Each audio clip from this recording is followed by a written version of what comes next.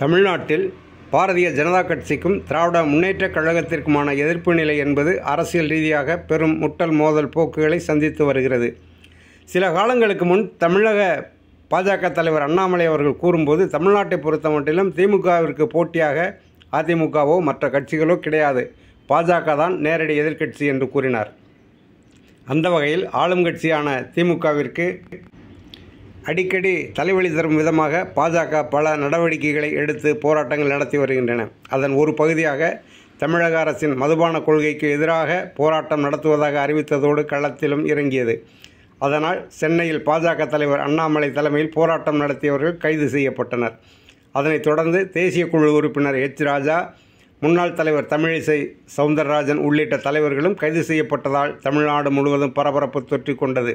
அந்த வகையில் அதே போராட்டத்தை விளக்கும் விதமாகவும் கண்டன ஆர்ப்பாட்டம் நடத்தும் விதமாகவும் பாஜக தலைவர்கள் கைது செய்யப்பட்டதை கண்டித்தும் அவர்களை விடுவிக்க வேண்டும் என்ற கோரிக்கை முழக்கத்தோடும் புதுக்கோட்டையில் பாஜக மாவட்ட தலைவர் ராமச்சந்திரன் தலைமையில் மாநில பொறுப்பாளர்களில் ஒருவரான புரட்சி கவிதாசன் முன்னிலையில் ஏராளமான தொண்டர்களும் பொறுப்பாளர்களும் பழைய பேருந்து நிலையத்தில் கண்டன ஆர்ப்பாட்டத்தில் ஈடுபட்டனர். பின்னர் புதுக்கோட்டை போலீசாரால் கைது செய்யப்பட்டனர்.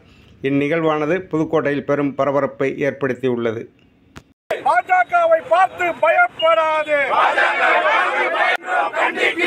மதுபான ஊழலை கண்டிக்கின்றோம் கண்டிக்கின்றோம். அவர்களை விடுதலை செய், விடுதலை செய், விடுதலை செய், அண்ணாமலை அவர்களை விடுதலை செய். நடவடிக்கை எடு, நடவடிக்கை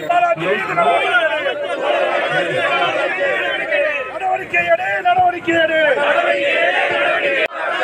பாஜகவின் ஆர்ப்பாட்டம் கண்டிக்கின்றோம் கண்டிக்கின்றோம். விடுதலை செய், கைது செய்த பிஜேபி தலைவர்களை விடுதலை செய், பிஜேபி தலைவர்களை விடுதலை செய். அஞ்ச மாட்டோம் அஞ்ச மாட்டோம் அஞ்ச மாட்டோம் அஞ்ச மாட்டோம் விடமாட்டோம் விடமாட்டோம். 1000 கோடிக்கு பதில் தெரியாமல் 10 ரூபா பாலாஜி, 10 ரூபா பாலாஜி, 1000 கோடி என்னாச்சு, 1000 கோடி என்னாச்சு, 1000 கோடி என்னாச்சு, 10 ரூபா பாலாஜி, 10 கோடி என்னாச்சு.